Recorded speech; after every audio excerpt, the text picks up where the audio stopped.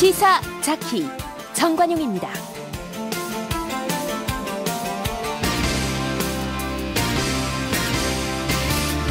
여러분 안녕하십니까? 정관용입니다. 혁신 비대위원장 영입에 공을 들이고 있는 자유한국당. 하지만 거론되는 인사들이 속속 거절 의사 밝히면서 딜레마에 빠진 모양새죠. 그런데 아니다. 김성태 대표 권한대행부터 사퇴하고 다시 시작하자. 이런 목소리가 또 거세게 일고 있네요. 그 목소리 가운데 한 분, 심재철 의원 잠시 후에 연결해 보겠고요.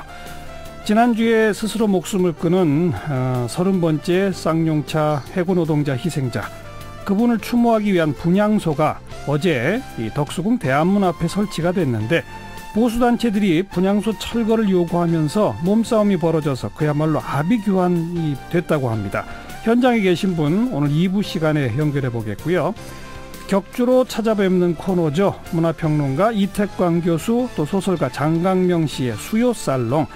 오늘은 양심적 병역 거부는 강하게 반대하지만 월드컵 대표팀에 대해서는 병역 면제 청원을 올리는 이 병역 문제에 대한 다양한 시각들을 파헤쳐보는 시간 준비하겠습니다. 잠깐 광고 듣고 시작하죠.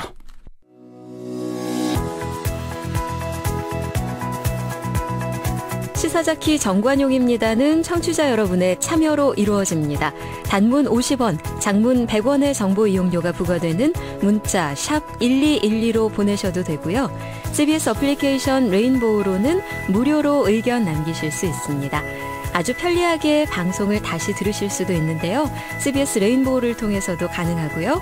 팟캐스트 그리고 팟빵을 통해서도 언제든 지난 방송 함께 하실 수 있습니다. 자유한국당 여전히 혼란스러운 상황이죠. 자, 이분의 의견 들어봅니다. 오선 의원이시죠. 심재철 의원 안녕하세요. 네, 안녕하십니까. 네, 지금 그 김성태 대표 권한대행이 일을 잘 못하고 있습니까?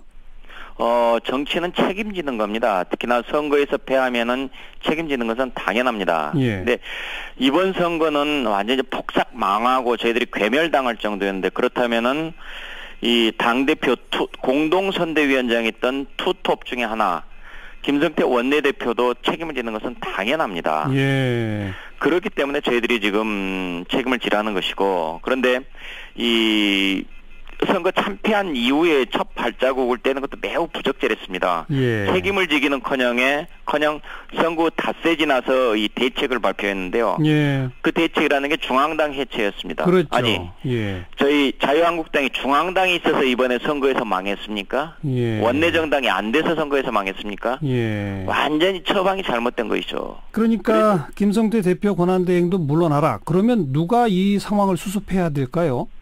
지금 현재 원내대표가 물러나면 원내대표 2주일 이내에 다시 선출하도록 되어 있습니다. 그래서 지금 시간이 없다 보니까 급하게 지금 선출하면 일주일 이내에도 지금 끝날 수 있다고 봅니다. 새로 원내대표를 뽑아서 그 새 원내대표가 중심이 돼서 비대위 체제를 구성하는 식으로 가자, 이 말씀인가요? 그렇습니다. 예. 그리고 김무성 의원의 탈당을 요구하는 목소리도 당내에 많은데 심재철 의원은 어떻게 보세요?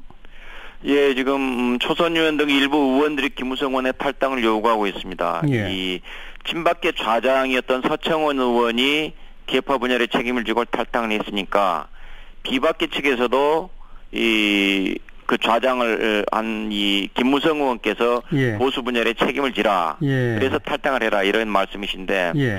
저는 지금 이 책임자들이 개파 갈등의 모습을 불식할 수 있는 효과가 있다. 그래서 저는 나름대로 설득력이 있는 지적이라고 봅니다. 네. 즉 김무성 전 대표의 탈당도 필요하다. 예. 네. 그런데 지금 그 김성태 대표 권한대행은 비대위 준비위원회를 꾸려가지고 비대위원장 모시겠다고 홈페이지를 통해서 그 위원장 공모까지 지금 하고 있는데, 그럼 이 절차도 다 중단돼야 됩니까? 현재 지금 문제는 비대위가 어떤 역할을 할 것이냐, 언제까지 또 전당대회는 어떻게 할 것이냐, 이런 부분들에 대해서 먼저 당내 의견이 합의가 돼야 되는데 전혀 의견 수렴이 안 됐습니다. 예. 김성태 원내대표가 지금 일방적으로 지금 그렇게 하겠다고 발표를 했는데, 예. 그러다 보니까 지금 비대위 체제를 길게 가져간다고 저희 당이 계획되는 것도 아니고, 그래서 공천권을 주느니 마느니 이런 전혀 엉뚱한 얘기들이 지금 난무하고 있는데요. 예. 그거보다도 비대위를 꾸리려면은 그 권한과 역할 그리고 기간이 어떻게 되느냐 이런 예. 부분들에 대해서 예. 먼저 합의가 지금 있어야 됩니다. 예. 현재 저희 자유한국당의 당원 당규에는 당대표가 사임을 하면은 60일 이내에 전당대회를 통해서 새로운 당대표를 뽑도록 돼 있습니다. 예. 그래서 지금 그렇게 돼 있는데 현재 상태는 뭐 국민들께서도 아시다시피 이 비대위를 최소한으로 해서 관리형으로 하자라는 의견과 예. 아니다 비대위한테 막강한 권한을 주자라는 그 의견이 두 개로 완전히 갈라져 있습니다. 그게 의원총회를 통해서 의견 수렴이 안 된 건가요? 전혀 안 돼 있습니다. 아하. 전혀 안 되고 김성태 원내대표가 일방적으로 발표해서 이렇게 하겠다 따라와라. 예. 이렇게만 지금 돼 있기 때문에 계속해서 갈등이 진행되고 있는 겁니다. 뭐 김성태 대표 권한대행은 얼마 전 저와도 인터뷰했습니다마는 비대위에 전권을 주고 의원 전원이 수술대 위에 올라간다. 나부터 수술대 위에 올라가겠다. 이렇게 표현했는데 그게 합의된 게 아니라 이 말씀이죠?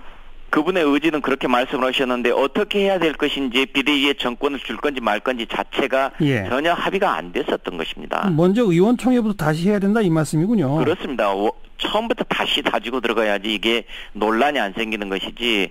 그리고 전원 수술 때 본인부터 책임을 지겠다고 했는데 왜 그렇다면은 이 책임을 지지 않겠다.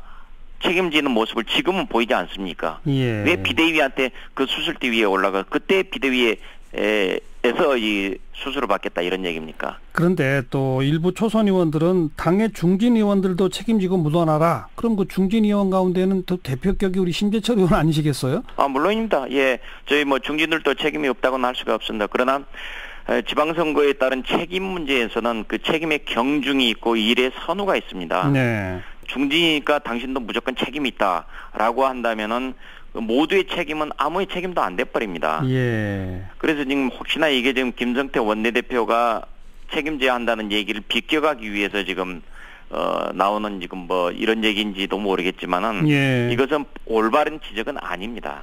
결국 그 심재철 의원의 주장은 당장 의원총회 하자. 그리고 김성태 대표 권한대행은 물러나라. 새 원내대표 뽑아서 비대위가 어느 역할을 할 것인지 의원총회에서 결의하고 그리고 비대위 새로 구성하자. 이 말씀이시죠? 그렇습니다.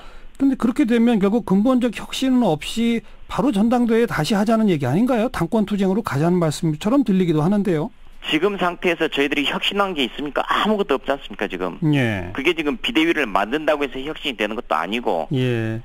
문제는 지금 첫 출발이 이번에 저희들이 잘못한 게 이렇게 지금 참패를 당하고 폭삭 망했으면은 저희들 잘못했습니다. 뭐가 문제였었는지 그 원인부터 좀 따져봐야 됐을 거 아닙니까? 예. 진단을 제대로 해야지 처방이 제대로 나오는데 예. 진단에 대해서는 아무런 얘기도 없이 무조건 잘못했습니다. 우리가 이렇게 중앙당 해체하고 나가겠습니다. 전혀 엉뚱한 얘기들이 나오니까 이거는 첫 걸음부터 잘못된 것이고 예. 국민들이 느끼기에 저기가 제대로 반성하고 바뀌는구나라는 것을 느끼는 것은 행동을 보고 느끼겠습니까? 아니면은 이 정책을 보고 느끼겠습니까? 아닙니다. 사람이 바뀌는 것을 보고 바뀌는구나라고 국민들은 실감을 할 겁니다. 예. 그 사람 바뀌는 문제, 책임의 문제에서 나는 책임 없다라고 빠져나가 버리니까 얘기들이 엉뚱하게 흘러가고 있는 것입니다. 예. 그러니까 핵심은 김성태 퇴진 그리고 김무성 의원의 탈당 이런 등등 사람 바뀌는 모습을 보여야 한다. 이 주장이시군요. 거기에서부터가 저희들이 변화하는 그 첫걸음이 될 것입니다. 그래야지 국민들이 이제 자유한국당이 뭔가 조금 좀 바뀌려고 하는 거구나 라는 인식을 갖게 될 겁니다. 그나저나 뭐 심재철 의원은 지금 원천 무효라고 말씀하시지만 이미 활동하고 있는 그 비대위 준비위원회에서 비대위원장 후보로 뭐 도올 김용옥 교수, 뭐 이정미 전 헌재재판관, 뭐 이회창 전 총재 이런 분들 거론되는데 그분들에 대해서는 어떻게 생각하세요? 참, 이게 지금 그러게 지금 이제 비대위가 지금 방법도 절차도 지금 잘못되다 보니까 이런 엉뚱한 얘기들이 나오고 있는데요. 예. 당사자들의 의견은 전혀 듣지도 않은 상태에서 아이디어를 하면서 이 사람 저 사람 얘기들을 흘리고 있습니다. 예. 그러다 보니까 당사자들은 나 불쾌하다. 내 이름 얘기하지 마라. 예. 그리고 지금 거론되는 사람들 중에는 자유한국당이라는 보수 정당과는 전혀 맞지 않는 사람들의 이름까지 거론이 되고 그래요. 그야말로 희화화되고 있습니다. 예. 이것은 지금 전혀 옳지 않은 거고요. 예. 그리고 이렇게 폭삭 망한 판에 비대위원장이 무슨 엄청난 벼슬을 하고 공모를 한다, 심사를 한다. 그렇게 요란을 떨 일이 전혀 아니죠. 예, 저희들이 예. 지금 바짝 엎드려가지고 진짜 잘못했습니다 하고 와서 제발 좀 도와주십시오라고 애걸복걸을 해도 모자랄 판에 예. 이것은 전혀 잘못된 접근입니다. 예. 그렇게 애걸복걸해서 모시고 싶은 분이 혹시 있나요? 심재철 의원은? 글쎄요. 지금 저는 지금 아까도 말씀드렸지만 비대위원장을 누구로 할 것이냐보다도 비대위의 역할, 기간 이런 부분들을 권한 등을 먼저 논의를 하고 그래야지 거기에 맞는 사람을 선택할 수 있을 거라고 봅니다. 네. 제가 여기서 지금 누구 특정인을 언급하는 것은 매우 적절하지 않다고 봅니다. 네. 심재철 의원의 주장은 충분히 다 일리가 있습니다만 일반 국민들 볼 때는 지방선거 끝나고 벌써 한참 흘렀는데 비대위 준비도 만들어져서 위원장 후보군으로 여기저기 언론에 이름 나왔는데 다 원천 무효로 하고 다시 돌아갑시다 하는 주장은 또 당을 좀 이상하게 만드는 것처럼 느껴질 수 있습니다. 그건 어떻게 생각하세요? 첫 출발이 잘못됐으니까 계속해서 이렇게 지금 엉뚱한 얘기들이 나오고 예. 진전이 안 되고 있는 것이죠. 저희 당에서도 엄연히 지금 김성태 원내대표가 지금 책임져라 물러가라는 얘기가 굉장히 거세게 있고요. 예. 그런 상황에서도 그건 난 모르겠다. 나는 그냥 내 갈 길 간다라고 해서 묵살하고 가는데 그렇다면 이 상황이 언제까지 지금 계속 진행돼야 될 겁니까? 예. 어느 순간에는 저희들이 왜 마무리를 지어야 되지 않겠습니까? 예. 그래서 저희들은 지금 의원총회도 다시 요구를 하고 그런 겁니다. 첫 출발이 잘못됐으니 다시 시작하자 이 말씀이군요. 그렇죠. 지금 상황에서 저희들이 할 수 있는 것은 김성태 원내대표의 책임 문제, 사퇴 문제를 일단은 마무리를 지어야 됩니다. 네. 어떤 식으로든. 그래서 의원총회를 다시 열어서 그 의원들한테 비밀 투표에 붙여가지고 예. 만일 거기서 유임한다라는 게 더 많이 나오면 그대로 유임하는 겁니다. 더 이상 예. 사퇴 문제를 꺼내서는 안 됩니다. 예. 그러나 사퇴해야 된다는 의견이 많이 나오면 사퇴를 하는 게 좋습니다. 그렇게 해서 당내 갈등의 진원지를 일단은 어떤 식으로든지 해결을 해야만이 알겠습니다. 그다음 문제가 풀려가지. 지금 그렇지 않다 보니까 예. 단 한 발자국도 못 나고 계속 제자리에서 맴돌고 있습니다. 의원총회는 의원들 몇 명이 요구하면 소집되는 겁니까? 그렇습니다. 저희들이 10분의 1 그래서 12명 이상의 소집을 요구하면 열리게 돼 있습니다. 지금 12명 이상이 요구하신 거죠? 예, 오늘 오후에 소집 요구서를 제출했습니다. 지켜보겠습니다. 고맙습니다. 네, 감사합니다. 자유한국당 심재철 의원이었습니다. 윤태곤의 뉴스 사이다. 윤태곤 실장 어서 오세요. 네, 안녕하세요. 국방부가 위수령을 없애기로 했다고요? 예, 폐지령안을 입법 예고했습니다. 8월 13일까지 국민들한테 의견을 듣고자 한다는데 지키자고 할 사람 거의 있겠습니까? 네. 없어지는 걸로 봐야 되겠죠. 위수령이 뭐죠? 이게요, 그러니까 아주 쉽게 말하면 계엄령보다 조금 낮은 거예요. 군부대가 일정 지역에 계속 주둔하면서 그 군부대의 질서와 시설에 대한 외부 침해를 막기 위해서 경비 활동을 하는 겁니다. 네. 그러니까 적군하고 싸우는 것뿐만 아니라 민간인이 군 시설이라든지 이런 걸 공격할 때 예. 조금 앞쪽까지 나와가지고 이렇게 진압을 할 수 있게 하는 예. 건데 예. 이게 대통령령이고 광복 후인 1950년 3월 27일에 생겼어요. 이게 법이 아니고 대통령령이에요. 네. 이 50년 3월이라고 하면은 아무래도 이게 우리가 정부 수립 또 창군한 지 얼마 안 되는 상황이었기 때문에 또 그 이념 대립도 극심했지 않습니까? 예. 그 당시에는 이런 입법적 요구가 좀 있긴 있었어요. 근데 만들어진 후에 이게 발동된 게 언제죠? 첫 번째 발동이 1965년 8월입니다. 아까 제가 50년 3월인데 곧바로 6.25가 발발했지 않습니까? 그렇죠. 그러니까 위수령을 하고 말고가 없는 거죠. 전쟁이니까. 예. 전쟁이 다 끝나고 한참 지나서 65년 8월 3공화국 되겠죠.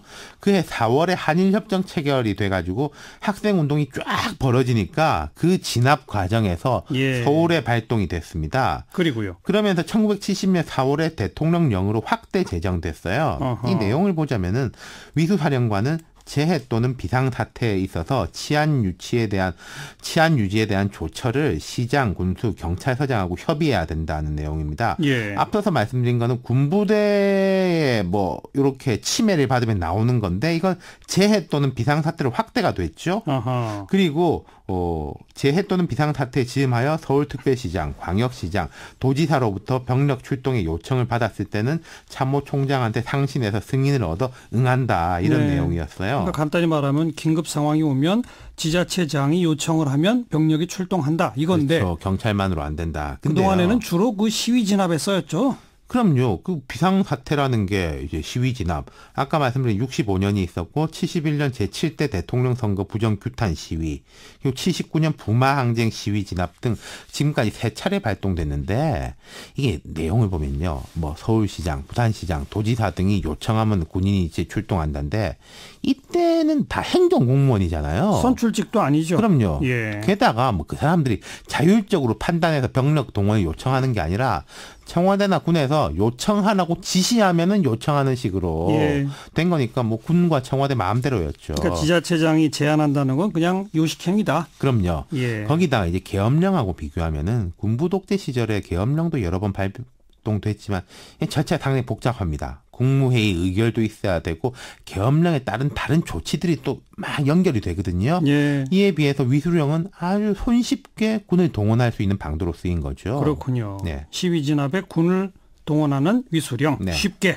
그렇죠. 계엄령은 아직 있죠? 예, 국가 안보 상황이 발생하면 계엄령이 발동되는 거고 이건 뭐 사실 다른 나라들도 웬만해서는 다 있어요. 갖고 비상사태를 있어야죠. 대비해 가지고. 하지만 계엄령이라는 것은 국회 의석 과반 이상이 해제를 요구하면 또 바로 해제를 해야 되는 겁니다. 그러고 보니까 위수령은 이젠 사실 현실적 의미가 없었던 그럼요. 거군요. 이게 위수령이 마지막으로 발동된 걸 쳐도 79년 이제 부마 항쟁이니까 지금 2018년이니까 40년 된 거죠. 예. 그리고 뭐 이런 걸 이제 법이 아니라 대통령령으로 유지한다는 것도 말도 안 되고 정말 비상사태의 경우에는 계엄령도 있는 것이고 예. 또 치안 유지는 경찰력으로 하는 게 원칙이고 우리를 보면은 예를 들어서 미군 부대 앞에 이런저런 시위 경찰이 다 맞잖아요. 예, 예.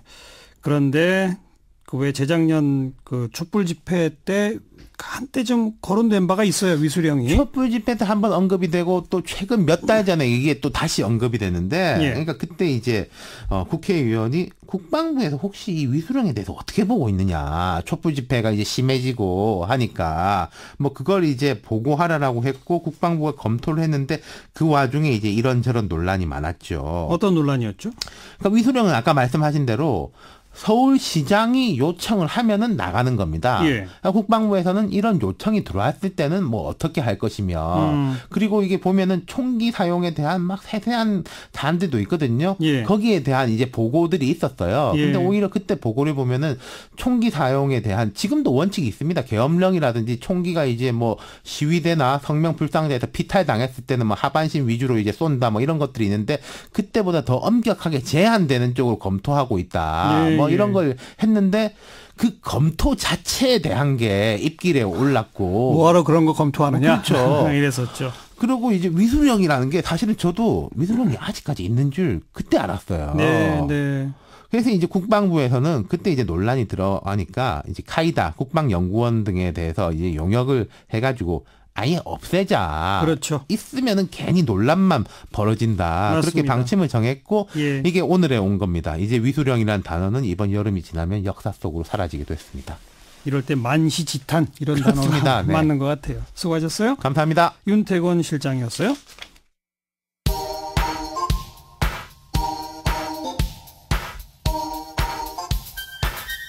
시사자키 정관용입니다.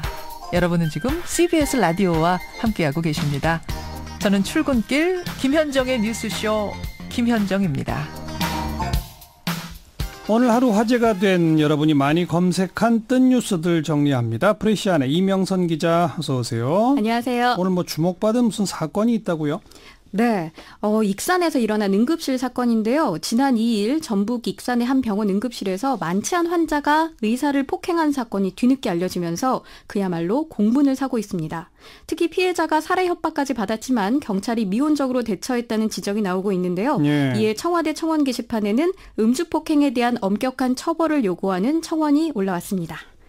사건을 좀 말씀드리면 40대 A씨는 의사 B씨와 입원 소송 문제로 다투다가 자신을 보고 비웃었다며 의사 B씨를 향해 욕설을 퍼붓고 폭행했습니다. 아하. 경찰이 와도 멈추지 않았다고 하는데요. 의사 B씨는 코뼈가 골절됐으며 뇌진탕 증세를 보여 치료를 받았습니다. 그런데 만취한 상태의 환자였다 이거죠. 그렇습니다. 가해자가. 음주 폭행이 갈수록 늘어나는 것 같아요. 시민들도 바로 그 점을 우려하고 있습니다. 이 익산 응급실 폭행 사건에 대한 이 청원글을 보면 술에 취해서 범죄를 저지르는 이들에 대해 너무나 관대한 사회다. 가중처벌을 해도 모자라다. 이런 비판이 올라오고 있고요. 한 청원 게시자는 자신을 치료해주는 의료인을 무자비하게 잔인하게 폭행하는 세상, 감옥에 갔다 와서 죽여버리겠다는 극악한 협박까지 하는 세상, 정년 이 세상은 지옥이다라고 한탄하기도 했습니다. 네. 한편 전남의사회는 오늘 익산경찰서는 익산병원 응급실에서 응급의학과장을 폭행하고 살해 협박한 현행범을 즉각 구속수사해야 한다는 입장문을 발표했습니다. 그렇죠. 자, 오늘 검색어로 뜬 인물들은요? 고승덕 전 서울시 교육감 후보 그리고 걸그룹 마마무 멤버 휘인 씨가 많이 검색됐습니다. 먼저 고승덕 전 후보는 왜 검색됐어요? 고승덕 변호사죠. 이 예. 변호사가 국가를 상대로 낸 이촌파출소 철거 소송에서 승소했다는 소식이 전해지면서 빠르게 검색된 건데요. 고 변호사 측은 2007년 이촌파출소가 포함된 부지를 공무원 연금관리공단으로부터 매입을 했습니다. 근데 계약 당시에 파출소로 인한 부지 사용 제한 사항은 매입자가 책임진다라는 조항이 있었고 이에 따라 무담 점거 소송을 냈습니다. 그렇게 3년간의 법적 공방 끝에 대법원은 이촌파출소가 1억 5천여만 원과 월세 243만 원을 고 변호사 측에 내야 한다고 판결한 겁니다. 네, 그러니까 그 땅은 이제 고승덕 변호사 땅이고 거기에 파출소가 있다. 그렇습니다. 이거죠? 누리꾼들 반응이 어떻게 나옵니까? 공무원 연금관리공단과 경찰청이 업무 처리를 처음부터 잘못한 것이다라는 지적이 있는가 하면 개인이 국가를 상대로 승소하기가 하늘의 별 따기라는데 고승덕 변호사는 승소라며 의심스러운 눈초리를 보이는 분도 있었습니다. 또 교육감 선거 당시에 고승덕 변호사가 유행시킨 말이 있죠. 딸아 미안하다. 이 외침. 이를 패러디해서 딸아 미안하다. 아빠는 저런 땅이 없다. 이런 우픈 댓글도 있었습니다. 그리고 또 검색어에 오른 인물이 마마무 멤버 휘인 씨. 네. 그건 또 왜요? 이 마마무라는 걸그룹이 최근에 신곡 장마를 발표했는데 이 휘인 씨가 팬카페에 뿌라삐룬과 함께 곁들여 듣는 장마라는 글을 올리면서 셀카를 올린 게 화근이 됐습니다. 휘인 씨는 어리석고 경솔했다며 사과했지만 논란은 쉬 가라앉지 않고 있습니다. 그러니까 자신의 신곡을 들어라. 근데 태풍과 함께 들어라? 네. 이거 그 태풍은 피해가 큰데 그걸 홍보 수단으로 썼다는 그런 비판이군요. 그렇습니다. 뿌라삐룬 현재는 한반도를 빠져나간 상태죠. 행정안전부에 따르면 이번 태풍으로 3명이 숨지고 3명이 다쳤으며 1명이 실종됐고 63명의 이재민이 발생한 것으로 보고되고 있습니다. 네. 게다가 뭐 오늘 아침에 태풍이 또 온다 이런 소식이 있었는데 그게 뭐 가짜 뉴스라고요? 네, 8호 태풍 마리아가 빠르게 북상 중이다 이런 일부 보도가 있었는데 예. 기상청에 따르면 아직 생성된 태풍은 없다라는 겁니다. 어허. 기상청은 다만 오늘 오전 3시쯤에 괌 남동쪽 해상에서 발생한 열대성 저압부가 태풍으로 성장할 가능성은 있다라고 밝혔는데요. 이 열대 저압부는 태풍보다 한 단계 약한 열대성 저기압의 하나로 저희가 최근에 피해를 입은 뿌라삐룬처럼 우려할 수준은 아니라는 겁니다. 예. 그러니까 아직 생성되지 않은 태풍에 미리 이름을 붙여가면서 피해 우려를 전한 몇몇 보도가 가짜 뉴스인 셈입니다. 네. 그리고 오늘 평양에서 농구 대회 있잖아요. 네. 그 뭐 승패가 어떻게 됐다는 거예요? 103대 102로 번영팀이 이겼습니다. 번영팀이요? 무슨 팀이에요? 번영팀과 평화팀 이렇게 두 팀으로 나눠서 여자부 혼합 경기가 펼쳐진 건데요. 남과 북으로 나뉜 게 아니라 남북 선수 3명씩이 각각 번영팀과 평화팀으로 나누어서 경기를 펼친 겁니다. 남북 선수들이 섞여가지고 그렇습니다. 친선 경기를 했고 네. 103대 102라는 거 보니까 이거 점수도 맞춘 것 같네요. 수고하셨어요. 감사합니다. 프레시안 이명선 기자였고요. 오늘 1부 여기서 마칩니다. 7시 5분 2부에 다시 오죠.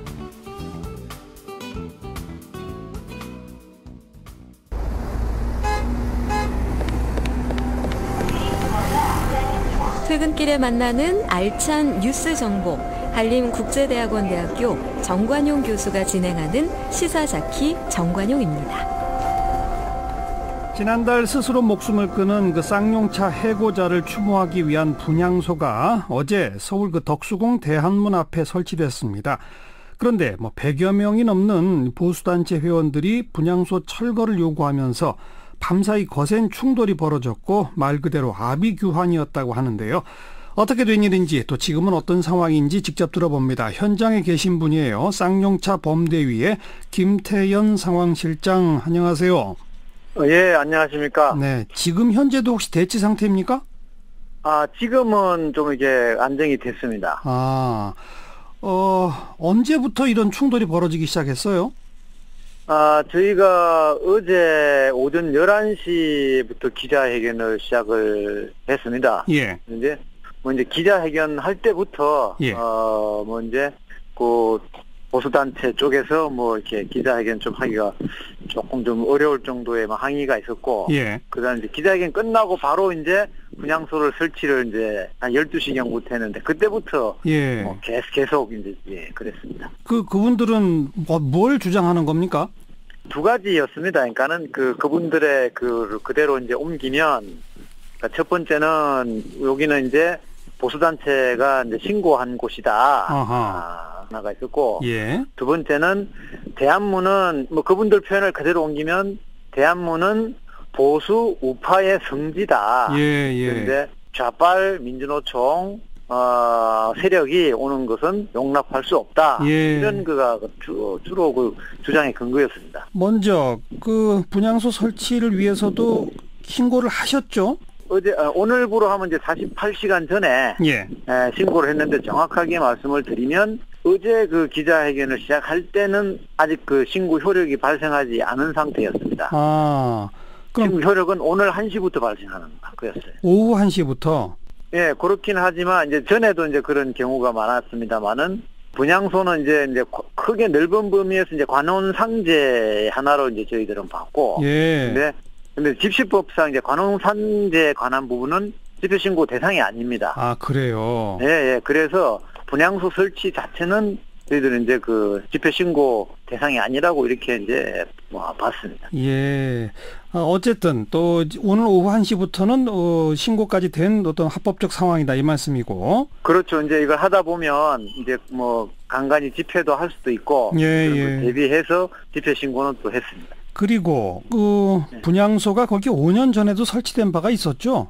예, 2012년에 22번째 희생자 이윤영 조합원이라고. 예. 그때 이제 이게 이래서는 안 되겠다. 더 이상 죽음을 사회적으로 방치해서는 안 된다. 그래서 2012년 4월 달에 예.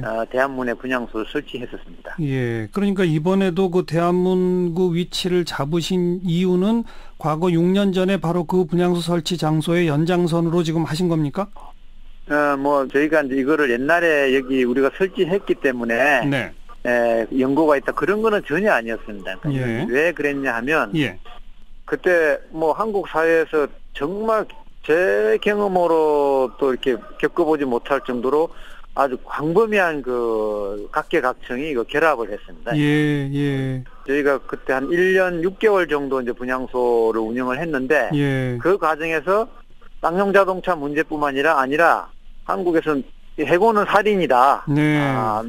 그래서 이 문제가 전 사회적으로 이제 어떤 동의 집안이 된 그런 곳이라고 이제 저희들은 보고 있고, 예. 그런 점에서 예. 대한문으로 가게 됐습니다. 그러니까 보수 단체 쪽은 대한문 앞이 보수파의 성지라고 주장하지만, 그보다 더 전에 이 민주노총이나 이런 쪽에서도 그곳은 역사성과 성지로서의 어떤 의미를 갖고 있는 곳이다, 이 말씀이네요. 예, 그렇습니다. 네. 그나저나 그러니까 당장 분향소를 철거하라고 해서 그다음 보수단체 회원들이 분향소를 에워쌌습니까? 그 후에 밤새 어떤 상황이 벌어졌는지 좀 설명해 주세요. 저희들도 이제 거기가 사실은 이제 보수단체들이 집회를 하는 곳이라는 걸 사전에 알고 있었습니다. 예. 그래서 그 기자회견 하기 1시간 전에 예. 쌍용자 지부 집행부에서 이제 가서 그쪽 보수단체 그 책임자를 만나가지고 예. 충분히 설명을 했죠. 그러니까는 이제 예. 이런 취지에서 올린다. 그 다음에 기존 그 집회들 전혀 방해가 되지 않도록 하겠다. 이리 했는데, 예. 사실은 이제 알고 보니까 예. 이미 그날 그 보수단체에서 집결령을 발효를 했고요. 아하. 그래서 계속 사람이 모이기 시작했고, 저녁 때 밤에 되니까 한 200명 가까이 네. 이렇게가 이제 모였고, 예. 방송차가 3대를 이제 대놓고 예. 계속 뭐 군가 그다음에 뭐 박정희 그 대통령 음성으로 하는 국민교육헌장 예. 이런 거 뭐 계속 이렇게 틀고 예. 그다음에 뭐 저희들이 정말 참아 넘기기 어려울 정도의 그 정말 폭언과 욕설과 뭐 여러 가지가 정말 이게 진행이 됐습니다. 그리고 그 분향소 안에 있었던 분들은 네. 밖으로 나가지도 못했습니까? 어떻게 됐나요? 네. 처음에는 그 이제 보수단체 쪽에서 사회 보는 분의 발언을 그대로 옮기면 예. 자빨 너희들이 여기에 들어오기는 오실지는 모르겠지만 예. 너희들 마음대로 함부로 이제 나갈 수 없다. 못 나간다. 예. 너희들 이제 한번 물도 한번 못 먹고 예. 그다음에 모든 음식도 차단하고 예. 그다음에 용변도 못 보고 하는 상황을 너희들 한번 버텨봐라. 예. 실제로 아마 우리 녹음을 다 해놨습니다. 예. 그렇게 해서 이제 뭐 일정 시간 동안은 아예 그 영화 나가지도 못하는 상황이 몇 시간 진행이 됐고, 예. 그다음에 이제 항의를 하니까 예. 이제 경찰이 나가는 걸 막는 것은 안 된다 이렇게 되니까 그럼 나가기는 나가라. 예. 하지만 들어오지는 못한다. 아하. 그러니까 이제 그게 한 아침 6시까지 사실상은 뭐 거의 갇혀 있는 상태였습니다. 그럼 정말 화장실은 어떻게 했습니까? 그러니까 정말 화장실을 급한 분은 못 참는 분은 나갔어요. 그러니까 나가고 그다음에 나머지 분들은 그냥 발을 동동 굴르고 아이고. 6시 이제 어떻게 풀리고 나니까 전부 다 화장실 가기가 그냥 전부 다 정신이 없는 이런 상황이었어요. 그리고 식사도 전혀 못 하시고. 식사도 이제 그게 뭐 이제 보수단체에서는 애국 시민 여러분 이렇게 부르던데. 예. 음식점에서 배달 오는 식사는 모조리 다 뺏어서 엎어라. 그럼 물어주겠다. 뭐 이런 지경이었습니다. 그리고 분향소니까 분향을 위해서 찾아오는 분들이 있었을 거 아닙니까? 예. 그런 분들은 못 들어가게 막힌 거죠, 그러니까.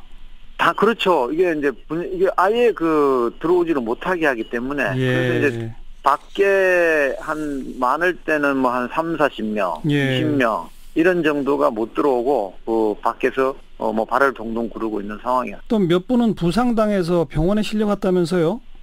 저희가 하기로는 시민단체에서 온 그 분 2분하고 네. 그다음에 그 인터넷 언론사 기자 1분하고 예. 3분이 다쳐서 119로 호송이 됐습니다. 경찰은 어떤 역할을 했습니까?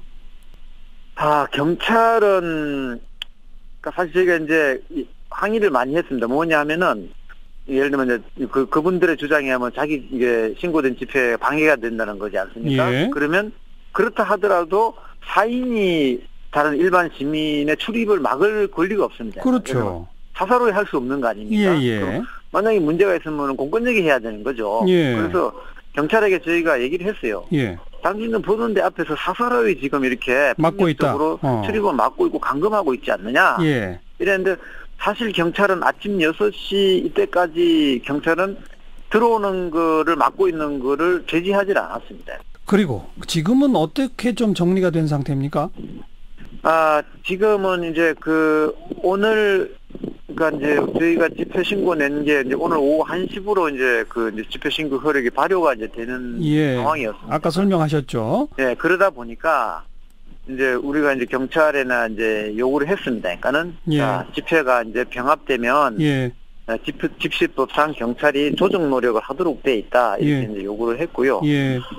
그다음에 이제 그쪽 보수단체 쪽에서도 당신들이 일방적으로 이렇게 할 수는 없다 이렇게 해서 이제 뭐 우리가 이제 대화를 제안을 했습니다. 약간 해가지고 그래서 약간 이제 우리 분향소를 조금 더 이제 가장자리로 옮기고 위치 조정하고 일단은 조정을 해서 뭐 그쪽 보수단체 요구를 저희가 좀 수용을 한 겁니다. 알겠습니다. 그럼 지금은 분향소 출입은 자유롭습니까? 지금은 자유로운 상태. 그 분향소는 언제까지 유지하실 생각인가요?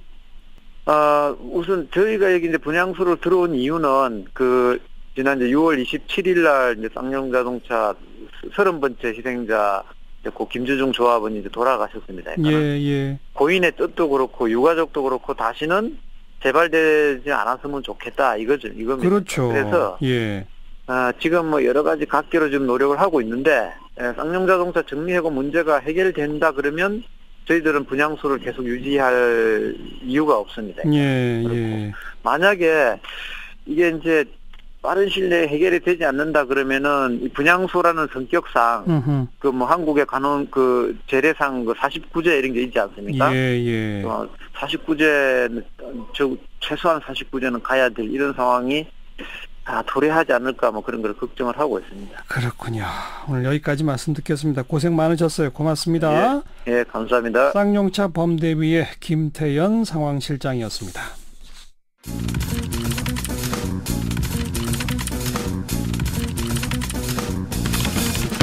김민아의 시사 위키. 김민아 기자 어서 오세요. 안녕하세요. 오늘 시사 위키 첫 번째 항목은요. 박상구 아시아나그룹 회장이 최근의 문제에 대해서 오늘 입장을 밝혔는데요. 이 기자회견 소리를 들으면서 한번 짚어보시겠습니다. 국민과 우리 승객 여러분들께 큰 실망을 끼쳐드린 우리 아시아나그룹 임직원을 대표해서 제가 사과를 드립니다. 네, 기자회견 주요 내용이 뭐였죠? 일단 뭐 심려를 끼쳐 죄송하다. 이번 기내식 사태 관련 책임감을 느낀다. 승객과 임직원들에게 미안하다. 이 협력업체 대표가 목숨을 끊은 거에 대해서도 뭐 유족께 깊이 사과한다. 이렇게 얘기를 했는데요. 이 기내식 제공업체 변경 과정에 대해서는 뭐 오해가 있다. 이런 취지로 얘기를 했습니다. 오해? 그렇습니다. 어떤 부분이 오해라는 겁니까? 근데 이걸 또 그냥 오해를 사게 된 것에 대해서 죄송하다 이렇게만 얘기를 하고 뭐 구체적인 얘기는 또 안 했거든요. 그러니까 이게 이른바 이제 1,600억 투자 요구설 이것과 관련한 부분인 걸로 봐야 되겠죠. 그러니까 기존 기내식 공급업체한테 그 1,600억 투자를 요구했는데 거절해서 업체를 바꿨다 이런 얘기 아닙니까? 그렇습니다. 그리고 이제 뭐 그런 얘기고 아시아나항공 직원들 분위기는 심상치 않다 이런 얘기 나오고요. 1,000명가량 모여있는 카카오톡 임명 채팅방이 있는데 여기를 광화문 광장에서 박상구 회장의 갑질과 비리를 폭로하는 집회를 열겠다. 이런 공지가 지금 올라와 있는 상황이고 또 지금도 기내식이 관련해서 뭐 제공이 안 된다는 거 아니겠습니까? 그래서 라면이라든지 샌드위치라든지 이런 걸 제공하고 있고 또 승객들이 이에 대해서 항의를 할 때 이 직원들에게 항의를 하기 때문에 굉장히 지금 직원들이 어려운 상황이라는 거거든요. 네. 그러니까 이런 모든 문제가 이 단순한 기내식 중단 이런 게 아니라 이 박상구 회장의 경영 문제, 특히 이제 재벌 문제와 직결되는 부분이기 때문에 대한항공 사례와 이제 비슷하게 흘러가는 그런 상황이 될 것 같습니다. 이 1,600억 투자 부분이 중요시되는 게 그동안 이 경영권 관련해서 좀 복잡한 과정이 있었죠. 그렇습니다. 이 문제의 시작이 2006년에 금호그룹이 이제 대우건설 인수하면서 시작이 된 건데요. 맞아요. 당시에 박상구 회장이 여기다가 대한통운까지 이제 인수를 하면서 몸집을 크게 불려서 단숨에 이제 재계서열 10위권 안에 진입하게 되는 그런 상황이었던 것이죠. 그런데 이제 무리하게 인수해서 자금난이 벌어졌고 또 형제의 난도 벌어졌고. 당시에 공동 경영을 하던 박찬구 회장이 동생인데 대우건설하고 대한통운 인수에 반대를 했거든요. 예. 그 실제로 무리한 인수의 유동성 위기가 오니까 박상구 회장은 또 금호 아시아나에 이제 부실을 이제 떠안기는 계열사니까 그런 이제 이 방법을 썼던 거고 또 글로벌 금융이기 때문에 대우건설 주가가 떨어지면서 그룹 전체 재무 상태가 악화되는 이런 상황까지 간 것이죠. 예. 그래서 박찬구 회장은 금호 석유화학 지분을 매입을 해서 계열 분리를 추진하는 그런 행위를 했고 박상구 회장이 여기에 반발해서 2009년에 박찬구 회장을 해임하고 자신도 퇴진하는 초강수를 두면서 소모적인 고소고발전이 쭉 이어져 왔던 것입니다. 뭐 좌우간에 인수했던 대우건설, 대한통운은 다 토해내야 됐죠.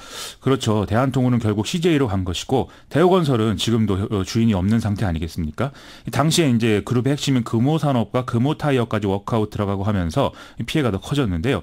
앞서 이제 1,600억에 관해서는 박상구 회장 쪽은 지금 아니라고 하는데 결국 금호타이어를 되찾기 위한 이런 돈 아니겠느냐 이런 얘기가 나오고 있는 거거든요. 예. 그런데도 여러 우여곡절을 거쳐서 금호타이어는 결국 중국 더블스타로 넘어간 것이죠. 게다가 뭐 딸을 그 낙하산 입사시켰다 뭐 이런 논란도 있더라고요. 이 박상구 회장의 딸인 박세진 씨가 또 금호리조트 상무로 최근 입사를 했는데요. 그 전까지는 경영 경험이 전혀 없고 집에서 이제 그 주부로 있었다고 하거든요. 그러니까 낙하산이다 이 얘기가 나올 수밖에 없는 상태인 것이죠. 이에 대해서도 이제 한마디 해달라고 했는데 박상구 회장이 금호리조트는 중요도도 적고 규모도 적으니까 이 딸을 훈련시키고 공부를 하기 좋다고 생각한다. 그래서 예쁘게 봐달라 이렇게 얘기를 했다는 건데 네. 거의 지금 문제가 뭔지 모른다 이런 얘기 아니겠습니까?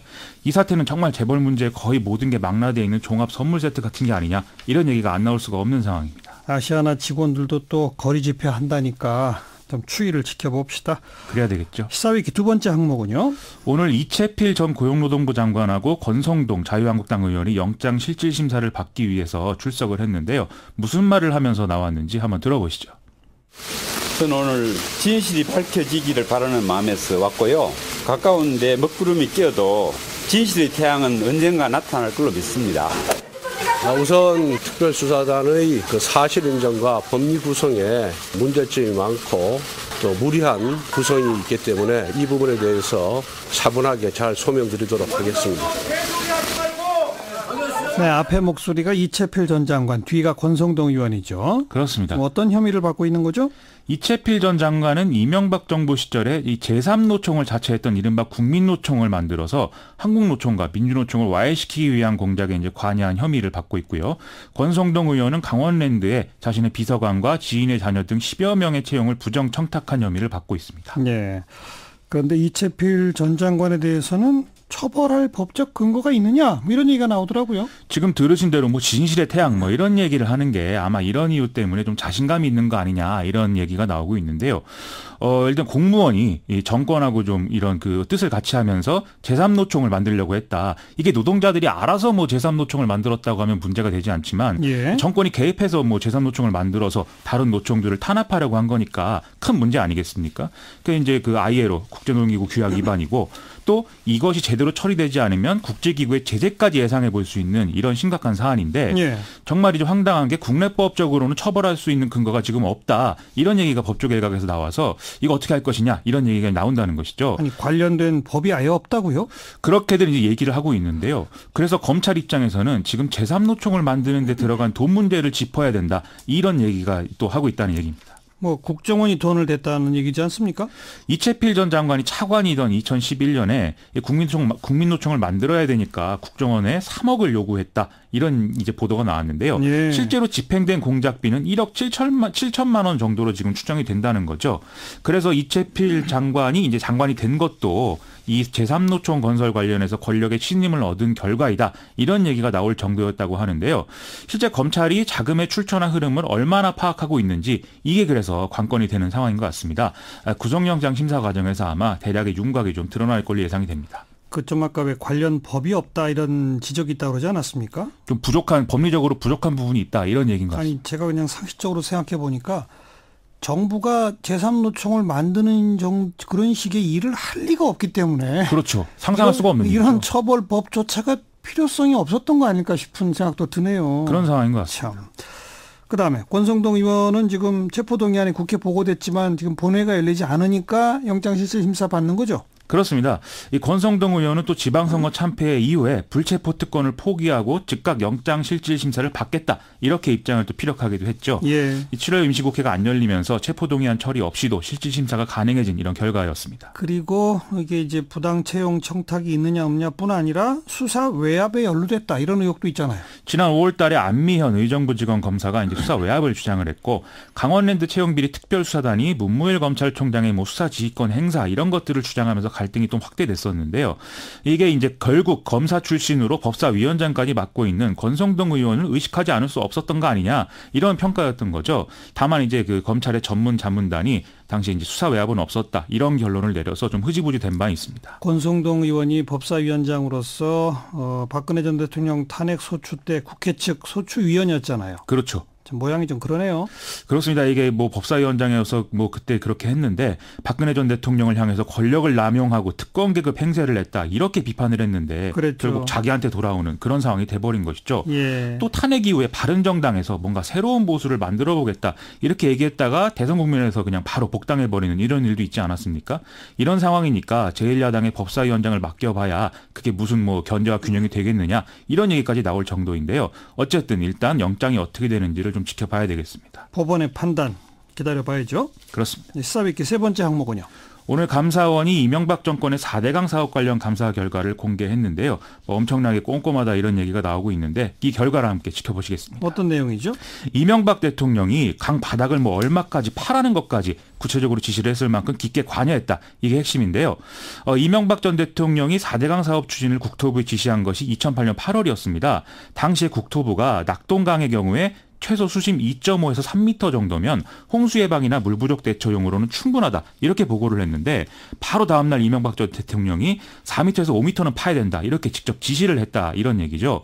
또 수자원 8억 톤이 필요하다면서 수심과 수량의 추가 확보를 직접 요구하기도 했다고 합니다. 이 결국은 그러니까 사실상 운하용 이런 거랑 연결된다 이 말이죠? 당시에 국토부가 2.5m에서 3m를 일단 파고 추후에 3m에서 4m 정도를 준설하면 운하 추진도 가능하다 이 단서를 붙였는데 이걸 보고 이제 이명박 전 대통령이 바로 4에서 5m를 파라고 한 거니까 결국 대운하라는 애초의 의도를 관철하고 한 거 아니냐 이렇게 추정할 수 있다는 것이죠.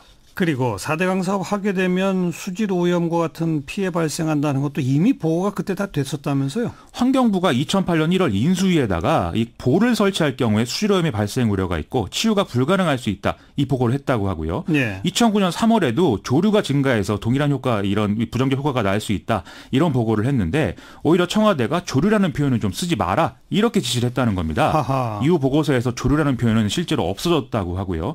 또 이외에도 이 4대강 사업하려고 수질 오염 기준 등을 일방적으로 변경했다. 이런 의혹들도 다시 한번 사실로 확인이 됐습니다. 이 결과 발표에 대해서 이명박 전 대통령 측에 뭐 입장 나온 게 있습니까? 이미 감사를 3차례나 받았고 대법원이 2015년에는 적법한 사업 집행이라는 판결도 했는데 또 감사라는 것은 정치 공세이다. 이렇게 얘기를 했는데요. 하지만 1차 감사는 이명박 정권 하에서 면죄부를 주는 것으로 마무리가 됐고 2차 감사, 3차 감사 때도 문제가 조금씩 지적이 되면서 서로 이제 대응이 있었던 거니까 한계가 있었던 거라고 봐야 되겠죠. 수고하셨어요. 고맙습니다.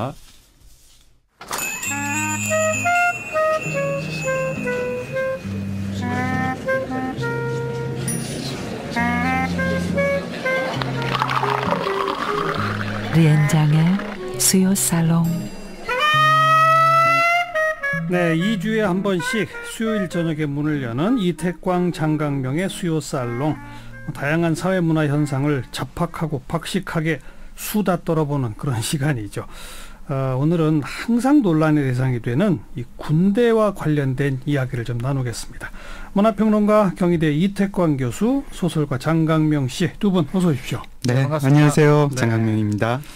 오늘 군대 얘기를 할 텐데 그 계기가 된 건 이 이른바 양심적 병역 거부에 대한 헌법재판소의 결정입니다. 그 결정은 뭐 한마디로 말하면 개인의 양심 소신에 따라서 뭐 종교적 이유가 됐건 다른 이유가 되었건 집총을 거부하는 사람에게는 대체 복무를 할 길을 터줘라. 그렇죠. 국회가 그걸 빨리 법으로 만들어라. 네. 이제 그렇게 헌재가 명령을 한 겁니다.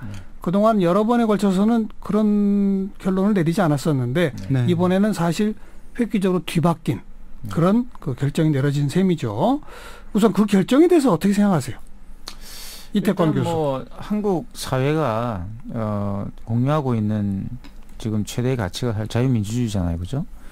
그런 자유민주주의라는 원칙에서 본다면 헌재가 그런 결정을 내린 것은 상식적인 것이죠. 네. 그래서 이제 정상국가라는 측면에서 봤을 때 저는 그런 결정을 내리는 것이 뭐 늦었지만 이제 정당한 것이다 이렇게 생각을 하고 있고요.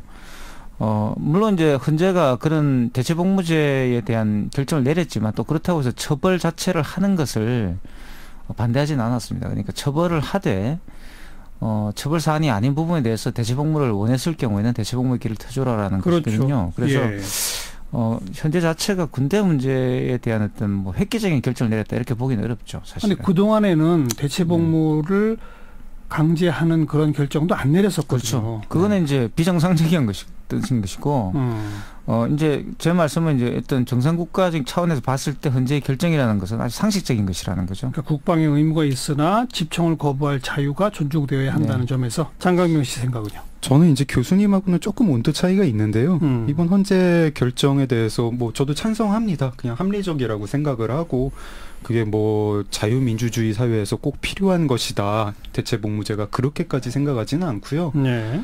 딱히 뭐 중대 범죄를 저지른 흉악범도 아닌데 젊은 사람들이 뭐 어쨌든 소신에 따라 가지고 뭐 그거를 안 하겠다는데 굳이 감옥에 보낼 필요 없이 좀 사회에 도움이 될 수 있도록 뭐 활용을 하자 뭐 이런 차원에서 그냥 찬성을 하고 있고 합리적이라고 보고 있고요.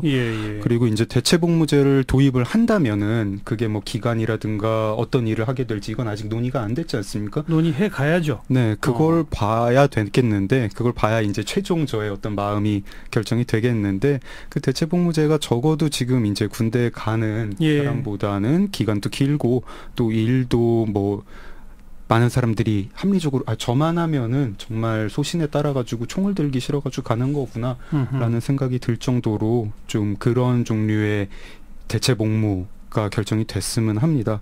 저는 이거에 대해서 뭐 이렇게 기사들이 양심적 병역 거부라고 하는데에도 좀 거부감이 있습니다. 예를 들어서 수혈을 거부한다.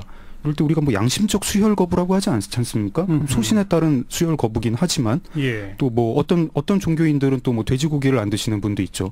양심적 돼지고기 거부, 양심적 삼겹살 거부 이러지 않거든요. 예. 그분의 소신이고 그렇지만 그 소신이랑 저는 다를 수 있고 지금 군대 가는 사람들 저도 갔다 왔고 양심이 없어가지고 갔다 온 거 아닙니다. 네. 근데 그 병역 거부에 대해서 굳이 양심적이라는 수식어로 붙일 필요 있나? 그냥 병역 거부라고 하면 되고요. 뭐 굳이 뭘 붙여준다면 그냥 소신에 따른 병역 거부 이러면 충분하다고 봅니다. 그 용어에 대해서 어떻게 생각하세요? 그렇죠. 그 양심적 병역 거부란 말이 왜 나왔냐 그러면 이게 제가 볼 때 80년대 잔재죠. 그러니까 이제 광주라는 것이 있었기 때문에 실질적으로 이제 국민을 지켜줘야 될 군대가 국민을 이제 학살하는 데 이렇게 동원되었다는 점들, 이제 그런 측면들 때문에 이제 군대 가는 문제가 병역을 거부하는 문제가 사실 양심의 문제가 됐던 거예요, 그 당시에. 그게 이제 지금까지 오면서 늦게 이제 헌재에서 바로잡아진 것이죠. 그래서 제가 이제 상식적이라고 제가 말씀을 드리는 것이고, 만약에 이제 이 문제가 앞으로 이제 군대 문제라든 국가의 문제까지 나가게 된다면 금방 말씀하신 것처럼 이제 소신과의 좀 문제가 되는 것이고, 예. 이제 그것은 이제 정견의 어떤 대립이 되는 것이죠. 이제 그런 식으로 나아가는 것이 바람직하다. 그래서 이건 말 그대로 시작이라는 것이에요. 보니까 더 많은 논의가 있어야 된다. 그렇게 봅니다. 그런데 사실 이번 이 이슈뿐 아니라 그 왜 군 가산점제, 그렇죠. 부활 찬반 논란 같은 걸 해도 마찬가지고. 군대를 갔다 온 대한민국 남성들에게서는 바로 이런 대목이 나오면 상당히 격한 반응이 많이 나오거든요. 그렇죠. 네. 말도 안 된다. 무슨 양심적 병역 거부냐. 만약 대체 복무 하려면 뭐 한 10년은 해라. 뭐 이런 식의 반응이 굉장히 많이 튀어나오거든요. 그런 반응은 어떻게 생각하세요? 사실 이제 그게 저는 굉장히 정상이라고 저는 생각을 하죠. 그러니까 겉으로는 병역의 신성한 의무 이렇게 말을 하고, 저도 뭐 그런 병역의 신성한 의무를 수행하기 위해서 머리 빡빡 깎고 훈련소를 들어갔던 경험이 있는데, 네. 들어갈 때 대부다수의 그 평범한 그 병역의 의무를 실천하시는 분들은 신성하다고 생각하지는 않죠. 어쩔 수 없이 이제 어쩔 수 없이 가는 거라고 생각하는 것이고, 솔직히 말해서 가기 싫어하죠. 예, 네. 다른 방법이 있다면 다른 방법을 택하고 싶어요, 전부 다. 근데 네. 어쩔 수 없이 갔다는 거죠. 이게 저는 문제라는 거죠. 그래서 굉장히 정상이라고 저는 생각을 하는 거고, 무슨 말인가 하면 굉장히 여기다가 신성한 어떤 그런 아우라를 세워놨지만 사실 아무도 이걸 신성하게 생각하지 않는다고. 심지어는 군대라는 그 생활 조건도 가서 보면 전혀 신성한과 관계가 없잖아요. 그죠? 그게 인권이라든가, 네. 인권이라든가 또 국민으로서의 어떤 본인이 가지는 신성성을 이렇게 증명할 수 있는 길이 없어요, 그게. 예. 그래서 저는 여러 가지 군대 인권 문제 이런 것도 여기에 연관이 있다고 봅니다. 그렇죠. 예, 군의 책임도 있는 것이죠. 이렇게 병역 의무 자체를 신성하지 못하게 만든 것들. 그래서 이런 어떤 복합적인 문제로 봤을 때 저는 그런 이야기들, 대체 복무에 대한 비판들은 좀 정당하다 봐요, 그러니까. 하지만 굉장히 장기적 관점으로 봤을 때는 이 문제는 반드시 해결하고 가야 되는 것이죠. 병역이 신성하도록 만드는 것과 또 내가 어떤 소신에 의해서 병역을 거부했을 때 그 병역을 대체할 수 있는 여러 가지 길을 열어주는 것도 국민으로서의 다른 길을 할 수 있는 문제들. 예. 그러니까 우리가 구분해야 될 것은 국방의 의무라는 것과 병역의 의무는 다르다는 거예요. 그러니까 병역이 아닌 방식으로도 충분히 국가를 위한 봉사를 할 수 있는 그런 길이 열려있는 사회가 훨씬 더 나은 사회겠죠, 아무래도. 근데 아무튼 가기 싫은데 억지로 갔는데 가서 비인간적 대우를 받으며 그 고생을 나는 했는데 왜 누구는 안 해? 그렇죠. 이거죠. 그게 그거는 사실은 좀 더 나가면 여자도 군대 가라. 이렇게 되는 거죠. 아니 근데 뭐 그렇긴 한데요. 저는 그런 식으로 이 논의를 그런 식으로 표현하는 게 좀 별로 적절치 않은 것 같습니다. 적절하게 표현해 보세요. 예를 들어가지고 우리가 뭐 최순실 게이트를 보고 네. 국민들이 최순실이 특혜받는 게 억울해가지고 들고 일어났다 이렇게 얘기하지 않습니다. 이게 명백히 불이거든요. 불이 제가 볼 때는. 일부 그러니까 국방의 의무가 전 국민한테 있다고 하고 근데 전 국민이 지지 않습니다. 어떤 사람은 힘있고 빽 있는 사람들이 힘있고 빽 있는 자제들이 안 가는 경우가 있고 가서도 어떤 특혜를 받는 거를 보면서 불의를 보면서 불의를 지적하는데 사람을 억울하게 만든 그 구조 이걸 얘기를 해야 되는데 그 억울한 사람들 심리를 보면서 왜 이렇게 억울해 마치 너는 쪼잔하다 이런 식으로 얘기하는 거 좀 문제 있다고 생각합니다. 아니 근데 그 돈 쓰고 백 써서 군대를 빠진 사람과 네. 오늘 지금 얘기를 시작한 이른바 양심적 병역 거부가 같은 건 아니잖아요. 아 양심적 병역 거부하고는 좀 다르겠죠. 지금 좀 또 다른 얘기하는 거 아닙니까? 아니요. 그러니까 이런 얘기들만 나오면 격한 반응들이 사람들한테 나오는 그 근저에 대해서 얘기하는 거예요. 근데 대중의 격한 반응이 그렇게 관역에 딱 맞춰가지고 정교하게 가는 게 아니고 일단은 기본적인 반응은 나는 갔다 왔는데 누구는 안 간다고 하고 내가 갔다 온 것은 비양심적인 행위고 누가 갔다 온 것은 누가 거부하는 것은 양심적 행위고 조명을 받으면 뭐 억울한 마음이 들죠. 그리고 그 억울한 마음이라는 게 어떤 정의감을 이루는 의분이라는 거에 저는 일부라고 생각합니다. 그리고 뭐 지금 사실 제가 이 얘기가 좀 하기 조심스러운데요. 한번 소신 있게 발언을 해보겠습니다. 제가 결코 여성도 군대를 가라라고 얘기하는 게 아닙니다. 그런 게 아닌데요. 네.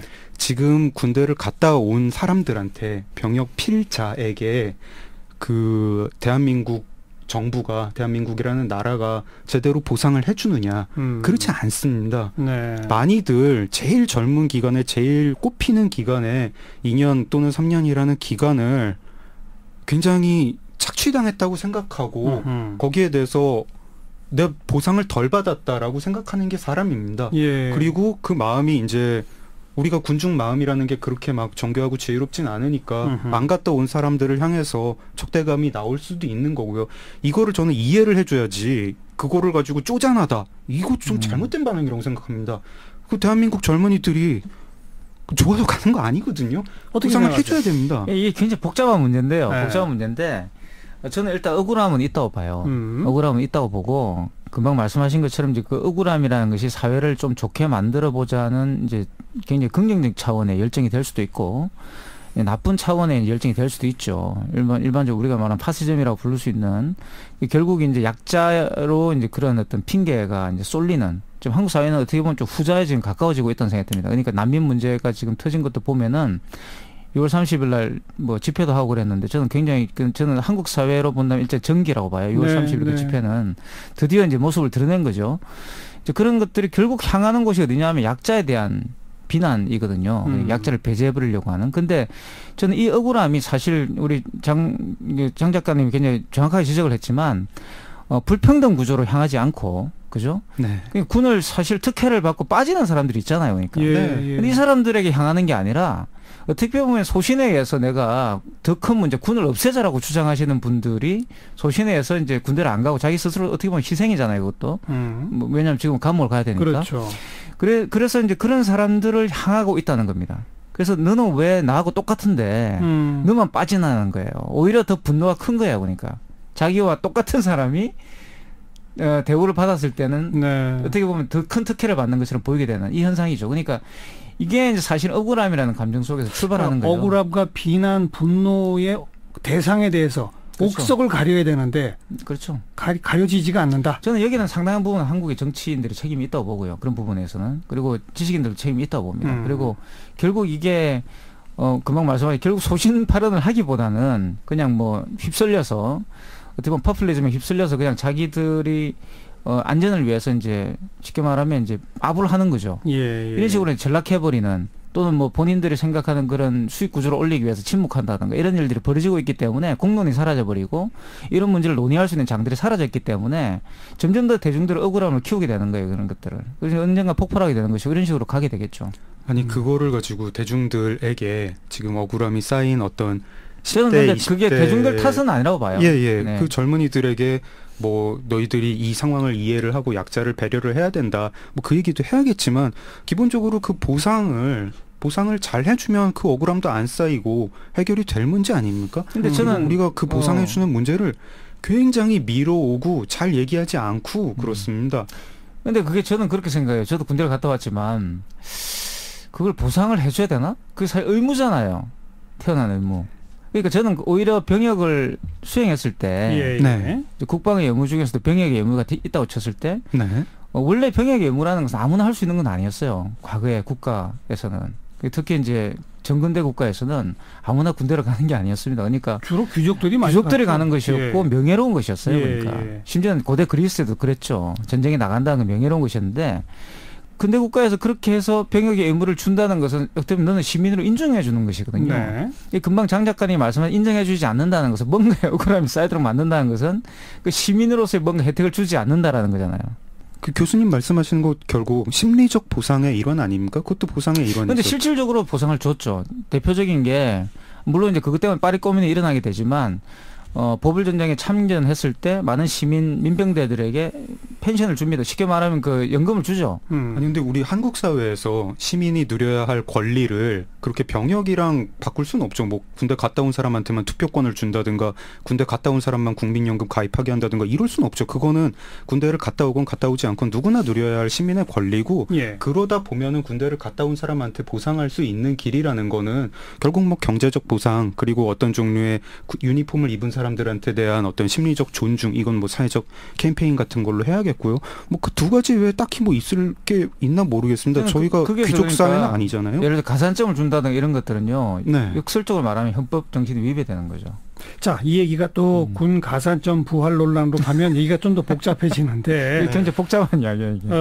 두 사람의 머리를 좀 더 복잡하게 하려고 제가 하나 더 던지겠습니다. 네. 월드컵에서 우리가 1차전, 2차전 막 지니까 네. 그런 얘기가 없더니 독일한테 이기고 나니까 저 손흥민 선수 병역 특혜 줘야 된다. 이런 그렇죠. 얘기가 또 막 나와요. 그렇죠. 그건 어떻게 보십니까? 그러니까 저는 그게 결국 동전의 양면이라는 거예요. 그러니까 병역에 대한 어떤 그런 정당한 보상이 없다라는 이야기와 동시에 손흥민 그 선수처럼 이제 뭔가 국가를 위해서 큰일을 했을 때 거기에 대한 특혜를 주자라는 주장들은 사실은 같은 말이죠. 같은 말입니다. 왜냐하면 결국 내가 그만큼 국가에 대해 봉사를 했기 때문에 거기에 대한 정당한 대가를 국가가 나에게 지불해 줘야 된다라는 계약과 관련된 생각이에요. 그러니까 역설적으로 말하면 이것은 이제 한국 사회가 드디어 국민들이 과거처럼 그냥 국가에 종속돼 있는 어떤 그런 이 부산물이 아니라 또는 그런 큰 국가라 불리는 기계의 어떤 그런 부품이 아니라 본인들 스스로가 하나의 주체로서 국가와 계약관계에 있다고 생각하게 됐다는 거죠. 네. 저는 이것이 하나의 좋은 징조라고 봅니다. 그래서 어떻게 보면 국가에 대한 정당한 보상을 요구하는 그 국민들의 어떤 그런 어떻게 보면 새로 달라진 어떤 정신들을 보여준다고 생각해요. 그러니까 저는 좀 그거는 좀 과대 해석인 것 같은 게 사실 뭐 그 특혜 요구를 진지하게 뭐 받아들이는 사람이 많은 것 같지도 않고 다 좀 어떤 해프닝성 뭐 어디 청원 게시판 같은 데 올라오는 해프닝 정도로 여기는 거 아닙니까? 그리고 이게 처음도 아니란 말이죠. 옛날에 뭐 WBC에서 한국 야구단이 야구 대표 선수들이 훌륭한 성적을 거뒀을 때도 그때도 뭐 병역 특혜 줘라 국방부가 안 된다 이런 논란이 있었고 실제로 2002년 월드컵 때 우리가 4강에 오르니까 그때도 그랬죠. 원래는 월드컵은 대상이 아니었는데 이 이른바 병역 특혜를 줄 수 있는 올림픽에서 메달을 따거나 뭐 아시안 게임 뭐 이런 식으로 국가대표일 경우 법에 규정이 돼 있는데 월드컵에서 4강 오르니까 워낙 국민 여론이 뜨거워가지고 특별법을 만들어서 그 선수들만 혜택을 준 적도 있어요. 그때 그랬던가요? 실제로 그런 경우가 많이 있습니다. 그래서 이게 손흥민 선수가 예외는 아니에요. 아니 근데 그건 잘못된 겁니다. 저는 그때 특별법을 만들어가지고 구제했던 것도 제가 뭐 자세한 자초지정은 지금 기억이 안 납니다만 잘못됐다고 생각을 하고요. 병역 의무라는 게 국가에 공을 세우면 바꿔치기를 해준다. 뭐 조선시대 말에 뭐 병역 의무가 있는데 군납을 비단을 몇 필 내면은 병역을 밀게 해준다. 이런 식으로 하다 보면은 오히려 그 가치를 우리가 국방에 종사한다, 국방에 복무한다, 군인으로서 복무한다. 이 가치를 훼손합니다. 게다가 지금 어떤 절차적으로 그런 게 마련돼 있지 않은데 어떤 새로운 이걸 만들어가지고 소급 적용을 해라. 특별법을 만들어서 소급 적용해라. 문제 있다. 이거는 그냥 뭐 국방이고 뭐고를 떠나가지고 법을 적용하는 것 자체에 어떤 법치의 훼손입니다. 기존에 이미 있는 제도는 어떻게 생각해요? 올림픽에서 금메달 딴 사람은 혜택 받는 거. 이것도 없애야 됩니까? 사실은 이제 그게 국민의 대표가 국회에서 만든 어떤 사회적 합의이지 않습니까? 그래서 저의 생각으로는 저의 어떤 이상적인 생각으로는 맞지 않을 것 같지만 이미 사회적 합의가 끝났다고 보고 지금 또 그거를 바라면서 사실 그 마음도 있으면서 운동을 하시는 분도 있으실 거고요. 지금 없애면 또 부작용이 있겠죠. 지금 만들어진 거 합법적인 절차 따라가지고 만들어진 법에 대해서까지 제가 뭐 없애야 된다 이렇게 생각하고 싶습니다. 원칙적으로는 옳지 않다고 보지만 원칙적으로 합의가 우리가 이루어졌으면 그건 존중하자. 병역을 정말 존중을 하고 싶으면 군인들에 대해서 정말 존경하는 마음이 있다면 그거는 금메달 딴 사람은 안 가도 된다 이런 식으로 만들면 안 되는 거였습니다. 저는 그렇게 생각합니다. 어떻게 보세요? 그런데 저는 군대가 반드시 있어야 된다고 생각하진 않아요. 교수님은 주무실 때 문 안 잠그고 아니 주무세요? 그건 아니에요. 그러니까 왜냐하면 그리스가 상설 군대가 있지는 않았어요. 그러니까 시민이라는 것은 평소에는 생업에 종사하다가 그러니까 스위스도 마찬가지입니다. 이런 군대가 있는 건 아닙니다. 상설적으로. 그거는 군대는 있지만 상비군이 없는 거죠. 그렇죠. 상비군이 없는 거죠. 그러니까 우리가 생각하는 군대가 반드시 있어야 되는 것은 남북 분단이라는 것 때문에 그런 것이고요. 그러니까 충분히 군대를 대체할 수 있는 여러 가지 조직이 가능해요. 그리고 그러니까 우리가 생각하는 그런 어떤 국가의 모델이라는 건 박정희 때 만들어진 것이고 충분히 저는 바뀔 수 있다고 봅니다. 그리고 손흥민 선수에 대한 그런 병역 특혜 요구는 실질적으로 국민들이 군대에 대해서 굉장히 아이러니한 생각들을 갖고 있다는 걸 뜻하는 거예요. 그러니까 우리가 알고 있는 군대라는 것이 절대적으로 이 국민들이 생각할 때 그게 있다라고 생각하는 그 무엇이 아니라는 겁니다. 굉장히 아이러니한 거죠. 이 얘기할 때 초반에 여러 층위에서 충돌하는 문제라 가지고 되게 말하기가 힘들다고 했는데 제가 어느 때에는 존 레논의 이매진을 들으면서 굉장히 감동합니다. 전쟁 없는 세상, 국경 없는 세상 모두 다 노래하고 어떤 아무도 미워하지 않는 그런 세상 저도 바랍니다. 그거를 바라지 않기 때문에 군대가 필요하다라고 하는 건 아닌데요. 그러면서도 제가 집에서 잠잘 때 문을 걸고 잡니다. 세상에 강도가 있고 도둑이 있거든요. 그리고 세상에 외침이라는 것도 있고 전쟁이라는 것도 지금 계속 일어나고 있습니다. 제가 군대가 있어야 된다. 우리가 남을 죽이기 위해 군대를 만들어야 된다. 이런 게 아닙니다. 근데 현실적으로 전쟁 가능성이 있기 때문에 군대가 있어야 된다고 생각을 하고요. 현실적 불가피성? 예. 그리고 지금 군대가 상비군이라는 거랑 거의 동의어고 지금 뭐 군대 뭐 전시 상황에만 우리가 뭐 갑자기 모든 군인을 동원을 해가지고 직업 군인도 평소에 없다가 군대라는 조직을 순식간에 뚝딱 만들어낼 수 있는 것도 아니고 계속해서 상비군 제도가 있어야 되는 것이고 그거를 뭐 다른 조직으로 어떤 그 서비스를 폭력을 휘두를 수 있는 기관을 만든다라고 해봤자 간판만 바꿔단 다른 군대일 뿐입니다. 약간 그렇죠. 그런 얘기는 좀 그게 핵심이죠. 그러니까 원래 군대는 없었고요. 아니 근데 간판 바꿔달았다고 군대가 없어지는 게 그러니까 아니죠. 국가 폭력이라는 것은 여러 가지 형태로 존재할 수 있다는 이야기예요. 금방 말씀한 국가 방어로서의 국방으로서의 여러 가지 형태들이 존재해요. 그러면 여성들 군대 가는 문제가 사실 해결되죠. 그러니까 꼭 여성이 상비군에 가야지만 국방의 업무를 하는 건 아니거든요. 그죠? 여성이 예를 들어서 뭐 이렇게 말하면 또 이제 뭐 기분 나빠하실 분도 계시겠지만 결혼해서 자식을 낳는다. 결혼 굳이 하지 않더라도 예를 들어서 이 국민을 재생산해내는 문제들도 실질적으로 굉장히 중요한 문제죠. 국방이라는 관점을 바라본다면 그런 관점에서. 그래서 국방이라는 것을 더 크게 사용해야 된다는 거예요. 그러니까 그 의미 자체를 꼭 군대로만 한정하는 게 아니라 그리고 군대라는 것은 상비군이냐 아니냐라는 별로 중요하지. 왜냐하면 경찰이라는 것은 있을 수 있기 때문에 충분히 경찰 복무력이 가지고 있는 것이죠. 그런 것들은. 그래서 저는 국가가 관리할 수 있는 여러 가지 그런 어떤 폭력의 문제라는 것은 다양한 형태로 존재해왔기 때문에 역사 속에서 반드시 우리가 생각하는 것처럼 저기 휴전선에 군인들이 항상 있고 그 군인들에게 병의 임무를 다하고 이런 것들은 굉장히 과거라고 생각해요. 얘기를 받아가지고 지금 남북 분단이고 정전 상태고 그리고 징병제 상태 아니겠습니까? 이런 나라는 사실 전 세계에 몇 나라가 없어요. 그렇죠. 그러니까 이게 다른 모든 나라가 대부분 채택하듯이 모병제로만 변환될 수 있다면 아마 좀 우리의 이 논의 자체가 완전히 달라질 겁니다. 차원이 달라질 거예요. 병력도 줄여야 됩니다. 그러니까 병력들도 줄일 수밖에 없게 되고요. 남북 관계가 좋아지게 되면.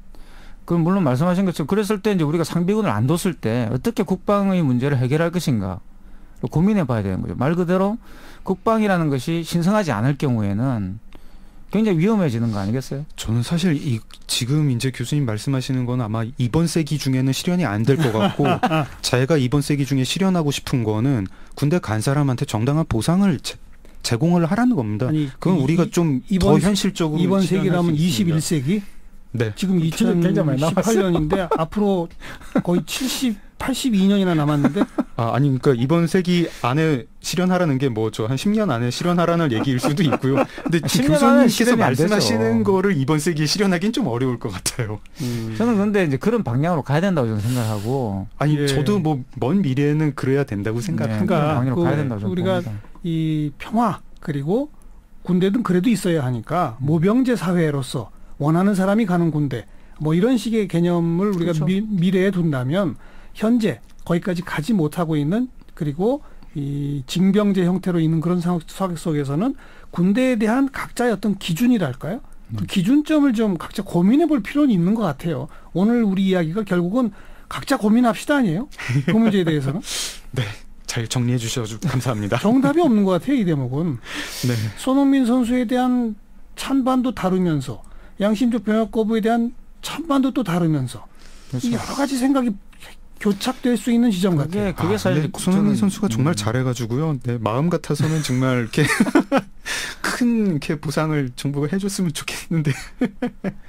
그러니까 한국 사회는 그런 네. 평등주의가 굉장히 강한 사회고요. 그러니까 금방 말씀하셨던 그런 억울함이라는 것도 저는 그게 하나의 증상이기 때문에 그것이 뭐 국민들이 가지고 있는 어떤 잘못된 생각이다 이런 식의 어떤 피시함들 이런 것도 금방 말씀하신 굉장히 좋은 지적이라 봐요. 그런 것들이 사실은 오히려 더 이제 문제를 악화시키는 거지 문제를 해결할 수 없다고 봅니다. 근데 그 억울함이라는 것이 사실은 우리는 다 평등하다고 생각하기 때문에 발생하는 감정 상태라는 거예요. 그러니까 나쁜 거 아니잖아요. 그렇죠. 그러니까 아니, 그리고 이거야말로 거기에서 에너지가 나오는 거죠. 평등하게 모든 사람이 져야 되는 의무라고 헌법에 써 있지 않습니까? 그러니까 평등하니까 평등하게 다 지게 해야죠. 평등하니까 손흥민 선수에 대해서 혜택을 주자는 말이 나올 수 있다는 거지.